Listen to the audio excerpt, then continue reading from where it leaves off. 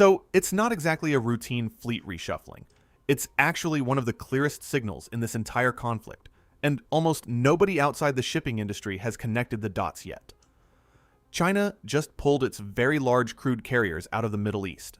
And when the country that buys more oil than almost anyone else on the planet starts refusing to send its own ships into a region, that tells you something the diplomats and the news anchors haven't said out loud yet. Let's orient ourselves here before we get into this. Two of the largest state-linked shipping operators in the world, COSCO and China Merchants, have announced they will not send their very large crude carriers, what we call VLCCs in the industry, tankers capable of hauling somewhere around 2 million barrels of oil each, back into the region connected to the current Red Sea and Persian Gulf conflicts. Understand that this isn't a small logistics adjustment. These are two of the biggest, most sophisticated shipping companies on Earth, backed by state resources, with access to intelligence, risk modeling, and commercial relationships that most private shipping companies simply don't have. When companies at that level make a blanket decision to stay out of a region entirely, that decision is rarely made lightly, and it's almost never made without a very clear internal risk assessment driving it. Before we go further, if you're new to the channel, take a moment, subscribe, and hit the bell so you're alerted when new episodes come out. This channel exists to catch exactly this kind of quiet signal before it becomes an obvious headline. And here's something for you to sit with while we get into this. Where are you watching this from? And have you noticed fuel prices shifting in your area over the past few weeks? Let me know in the comments, because what China is doing right now may end up affecting that more than most of the headlines currently circulating. Now, let's break this down properly, starting with what actually triggered this. Houthi forces recently struck 2 Saudi Arabian tankers along with Saudi shore facilities. In response, we saw war risk insurance in the region jump from around 3% of total ship and cargo value up toward as high as 75% for vessels doing business connected to Saudi Arabia specifically. Understand that's not a small increase. That's insurers pricing in a dramatically elevated probability of loss for anything operating in or near that specific business relationship. A pair of Chinese VLCCs exited the region almost immediately after those initial strikes. That was the first signal. But the announcement we're talking about today is different in scale. This is COSCO and China Merchants saying, as a matter of standing policy, that they are not sending vessels back in at all, not temporarily rerouting, not waiting out a short-term spike in risk, a full withdrawal. Let's talk about why that distinction matters so much. A temporary reroute is what shipping companies do constantly. It's a normal, almost reflexive response to any regional flare-up. Ships get redirected around storms, around piracy hotspots, around short-term political flashpoints all the time, and then they resume normal operations once the immediate danger passes. What China is doing here is fundamentally different. This is a strategic decision to exit a market entirely, which means somebody inside these companies, or inside the broader Chinese state apparatus that has visibility into their operations, has concluded that the risk in this region isn't a short-term spike. It's a structural, ongoing problem that isn't going away anytime soon. Now, here's the thing. China doesn't operate its shipping fleet the way private Western companies do. COSCO and China Merchants aren't purely commercial actors making decisions based solely on quarterly profit targets. They're deeply integrated with Chinese state interests, and their operational decisions often reflect broader Chinese government risk assessments about specific regions, specific relationships, and specific geopolitical trajectories. Understand what that means here. When these two companies pull out simultaneously and announce it as policy rather than temporary caution, that's very likely reflecting a broader Chinese government judgment about where this Middle East conflict is heading, not just a shipping company's internal risk calculation. Let's take a look at what China actually knows, or at least what China is positioned to know, that the rest of the world might not be fully weighing yet. China has extensive intelligence relationships and economic ties throughout the Middle East, including with Iran specifically. China has been one of the primary buyers of Iranian oil throughout the sanctions period, often through exactly the kind of ship-to-ship transfer and dark fleet mechanisms we've discussed on this channel before. That means China has direct commercial relationships and communication channels with parties actually involved in this conflict, giving Chinese shipping and state officials a level of on-the-ground insight into how this situation might develop that most Western commentators simply don't have access to. Now let's connect this to the broader picture of what's happening across the region, because China's withdrawal doesn't exist in isolation. At the same time this is happening, traffic through the Strait of Hormuz has collapsed by roughly 80%. There's only been one inbound VLCC transiting that route over the past week, and dark transits, vessels turning off their tracking systems, now account for roughly 82% of all voyages coming through. War risk insurance for a single VLCC transit through the strait has jumped high enough that a single voyage could cost up to $10 million in insurance alone. Understand that this is the exact same broader environment China's ships would be entering if they resumed normal operations, and Chinese shipping executives are watching these same numbers we're discussing right now. Let's talk about the demand side of this equation, because this is where China's decision becomes genuinely significant for the entire global oil market, not just for shipping analysts like myself. Chinese oil demand has been notably reduced for a while now compared to previous years.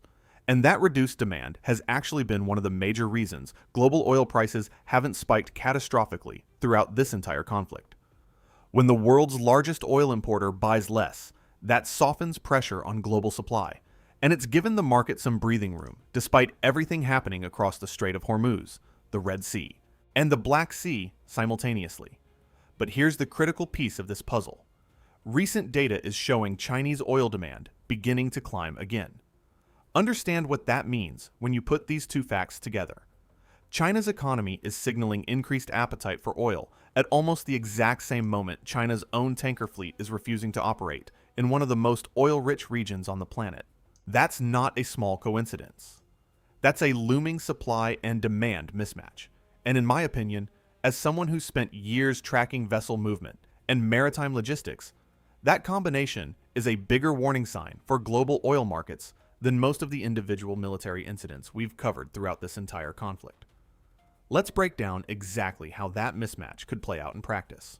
If Chinese demand for oil is rising, but Chinese state shipping companies won't send their own vessels into the Persian Gulf or Red Sea region to collect it, China has to find alternative ways to secure that oil. That could mean relying more heavily on non-Chinese flagged vessels willing to accept the risk, which typically means paying a premium for that risk tolerance. It could mean increasing reliance on the dark fleet, vessels with obscured ownership and disabled tracking systems specifically built to operate in high-risk, sanctioned, or dangerous environments. Or it could mean China shifting its sourcing strategy entirely, pulling oil from other regions of the world that don't carry the same geopolitical risk right now, even if that oil is more expensive or requires longer shipping routes. Understand that all three of those options come with costs. Paying a premium to non-Chinese vessels increases the effective cost of oil for Chinese buyers. Increasing reliance on dark fleet vessels increases operational risk and potential exposure to sanctions enforcement actions from other governments. And shifting sourcing to other regions entirely takes time to arrange and likely increases total shipping distance and cost. None of these are free options, and all of them ultimately affect global oil pricing dynamics in ways that ripple far beyond just the Middle East. Now let's widen the lens and talk about the Red Sea situation more specifically, because that's the region most directly connected to why China pulled its ships in the first place. We're seeing Saudi tankers going dark, meaning they're disabling their tracking systems to avoid being targeted. We're seeing ships conducting U-turns, physically reversing course before entering the region, rather than transiting through it as planned. This creates a genuinely difficult operational problem, because ships that can't transit the southern Red Sea route through the Bab el-Mandeb Strait have to take a much longer route entirely around the continent of Africa to reach their destinations, adding enormous time and cost to every single voyage. Let's talk about why that alternative route is so costly, because the numbers here are significant. Very large crude carriers, those 2 million barrel tankers, cannot transit the Suez Canal while fully loaded. Their draft is simply too deep for the canal's depth restrictions. So if you're trying to move oil out of a facility like Yanbu on Saudi Arabia's Red Sea coast, which produces somewhere between 4.5 and 5 million barrels a day. And you can't send that oil south through the Bab el-Mandeb Strait safely. Your options narrow considerably. You can route the oil around the entire African continent, which adds enormous distance and time. You can use the pipeline system that runs south of Suez and discharges oil near Alexandria, moving it across Egypt by pipe rather than by sea.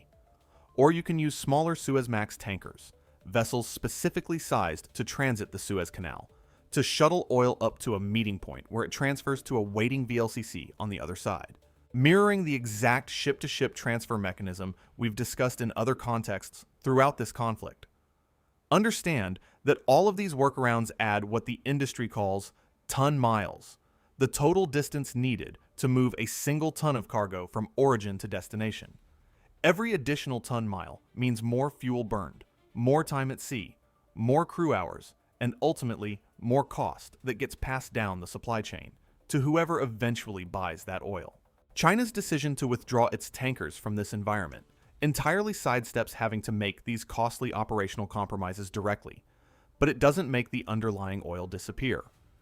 It just means China has to find someone else willing to navigate these workarounds on its behalf, at a price. Now let's bring in a comparison that I think really puts China's caution into perspective. Throughout this entire conflict, we've watched charter rates for tankers moving fuel out of the region spike dramatically. Rates for vessels moving fuel out of Yanbu have jumped from around $100,000 per day in pre-conflict conditions to new fixtures reportedly reaching $240,000 per day for voyages heading to Asia. A Black Sea Suezmax tanker, a vessel capable of transiting the Suez Canal, is now going for roughly $253,000 per day, representing about a 25% jump on its own. Understand that these skyrocketing rates reflect exactly the kind of risk premium that companies willing to operate in this environment are now demanding. China, rather than paying that premium directly with its own state-linked fleet, appears to be making the calculation that it's better to let other operators absorb that risk and cost, and simply purchase oil through intermediaries or alternative channels instead. Let's talk about what this tells us about China's broader read on how long this conflict might last, because that's really the underlying question here. If Chinese state shipping companies believed this was a short-term flare-up likely to resolve within weeks, the more economically efficient move would typically be to accept a temporary risk premium and continue operations, rather than incurring the operational disruption and cost of fully restructuring supply chains around avoiding the region. The fact that COSCO and China merchants have chosen full withdrawal instead suggests their internal assessment points toward a longer, more structural conflict, rather than a temporary spike. In my opinion, that reading is significant, because China has consistently demonstrated sophisticated, long-horizon strategic thinking in how it manages its energy security and shipping logistics over the years. Now here's where I want to draw a connection to the other maritime conflict zones we've been tracking, because China's decision doesn't exist in a vacuum separate from everything else happening on the water right now. At the same time, this Middle East withdrawal is happening. We're watching the Black Sea situation escalate as well, with Russia striking approximately 28 Ukrainian-linked vessels over the span of a single month, and Ukraine launching Operation Malka specifically targeting Russian shuttle tankers. We even saw the first commercial vessel sunk by Russian forces since the start of the war back in early 2022, and a separate strike connecting the Russia-Ukraine conflict to the broader Iran situation via a vessel struck on the Caspian Sea. Understand what you're looking at when you put all of these pieces together. You have major state and state-linked shipping operators across multiple countries simultaneously making risk-averse decisions about operating in conflict-adjacent maritime regions. China pulling tankers from the Middle East, seafarers pulling back from Black Sea trade routes, ships going dark and making U-turns to avoid the Red Sea. All of these are independent decisions made by different actors, but they're all pointing in the same direction. The people and companies with the deepest operational knowledge of these regions are choosing caution over continued normal operations, and that collective behavior is itself a signal worth paying close attention to, arguably more valuable than any single government's public statements about the situation. Let's talk about what this means for the average consumer, because I don't want this to stay purely abstract. When major shipping operators withdraw from a region, and oil has to move through more expensive workaround routes involving smaller vessels, ship-to-ship transfers, and dramatically higher insurance premiums, that cost structure eventually shows up in fuel prices, in the cost of goods that require oil-based transportation or plastics in their supply chain, and in broader inflationary pressure on economies that depend heavily on stable, affordable energy imports. China, stepping back from directly absorbing that regional risk, doesn't make the cost disappear. It just shifts who pays for navigating it. And in my experience watching these systems for years, that cost almost always eventually reaches the consumer in one form or another. Now, I want to give you the honest counterpoint here too, because it's important not to overstate this. China pulling its own state-linked tankers out of a region doesn't mean China stops buying oil from that region entirely. China has extensive relationships with alternative shipping arrangements, including dark fleet vessels specifically built to operate in high-risk sanctioned environments while avoiding detection.